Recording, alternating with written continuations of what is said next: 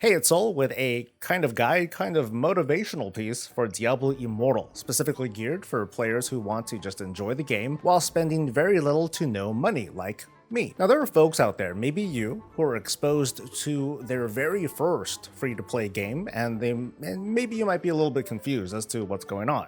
Now, I think that there are more than enough explanations that talk about the cash money side of this game, and I want to try and cut through that with some tips and best practices so you can enjoy what Diablo Immortal has to offer. So tip number one, I know I haven't gotten to footage yet, but tip number one really is to truly get into the free-to-play mindset and let the temptation of spending real money just bounce off you like water on rock. I'll tell you straight up, as a pretty experienced free-to-player, as I call it, that Diablo Immortal delivers a very full gaming experience with a complete story and quite a few game modes to, celebrate your wanton violence in creative ways, but it's also not hesitating at all to take money from you at pretty much every turn. Without getting into all the gritty details or the numbers, every purchase option here, from the discount purchases to kind of tempt you in to the sort of subscriptions to virtual currency, they're all just fleeting moments of satisfaction before you run out of the stuff.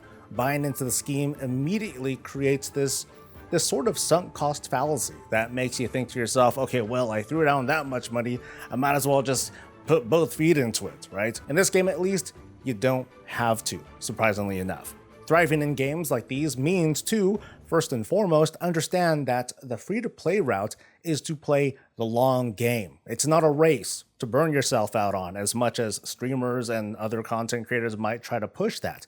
It's not even a marathon, actually. It's just your journey, your pace.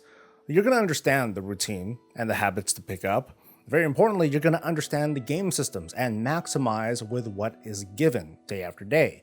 People using the cash shop, they still need to do all of the game's content, and there is quite a bit to do to min-max their characters. Odds are pretty good that a lot of them are just gonna burn out or go broke or both, while you keep chugging along, and without even realizing it, you'll have progressed pretty far in the game and are holding your own, even against the shiniest looking of players. Now let's get into the game. Tip number two is to live and die by these little diamond red notification things. They tell you that there's an activity that offers some sort of reward. They're everywhere, and they take you all over the game's features, from rifts to dungeons to this Herodrum thing to the 8-person raid to the Shadows versus Immortals features to reminders that you have available upgrades to your gems and gear. Your objective here is to complete your day or your play session having knocked just about everything out. There are a ton of different progression tracks beyond just legendary gems that you've been hearing about, and you'll be working all of them. Tip number three, kind of a no-brainer, make sure you log in every day. There's a bit of overlap that lets you skip on days if you want, but ideally, as a free-to-player, you're doing everything, meaning you're doing it every day. It sounds daunting when I say it, but in practice, once you get to a higher level, roughly 20 or so minutes will take care of just about everything that you need to do in a given day, and you'll be saving up your resources like crests for a nice long sit-down once you're ready. Tip number four is to do everything in a group. Now, I have to admit, I don't like grouping in most games, and it's kind of a turnoff for me. That grouping is strongly rewarded in Diablo Immortal. Even worse, grouping leaves you the most vulnerable in case you feel like you're underperforming, which might tempt you to spend, so you want to be very careful about this. That aside though, grouping is very lucrative. Dungeons are tougher this way, and they give more loot. Rifts give more of everything. There are game modes that require a group like Dark Clans and Warbands, and there's PvP battlegrounds too. Now you can get by without grouping, just like how you can get by without spending real money, but in this case you're definitely missing out on features and opportunities for progression and a big chunk of what the game is all about, just all the chaos of bodies flying all over the place. Tip number five is to spend wisely, and I don't mean real money. There are a ton of currencies in Diablo Immortal, and I'll try to simplify this for you. Hilts are to be used for buying legendary crests. You can buy a whopping 1 per month, and you only want to buy other stuff if you have a really good excess of hilts, because everything else just isn't worth the cost. Elder Rifts, which use the regular and legendary crests, should be run in a full group to score the best chance of good loot and the highest number of resources.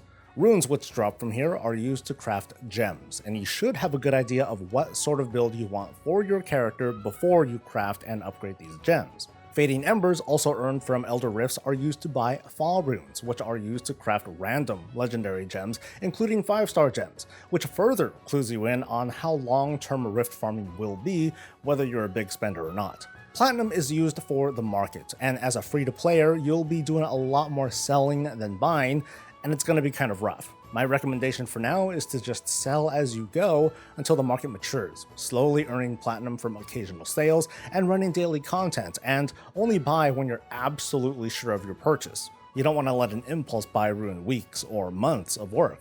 Platinum is also used to open a few special chests, so in case the market doesn't work out, this is one place to dump this resource into as well. Tip number 6 is to make liberal use of the quality of life features in the game.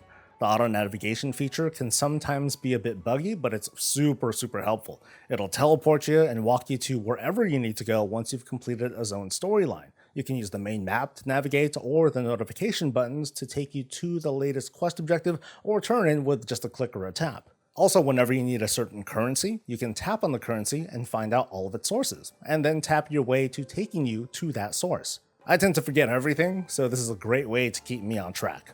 Tip number 7 is to not underestimate farming Elder Rifts without crests at all. You can run Elder Rifts without any quests and get a small chance at decent gear drops. In fact, under certain conditions, Elder Rifts will drop Fading Embers without crests as well. Now it's a small amount, but you can just keep running them for Embers and Legendaries. Farming dungeons that are highlighted also give a better chance for loot, and they always progress you through the battle pass so you can get the season rewards, which are expected to change regularly.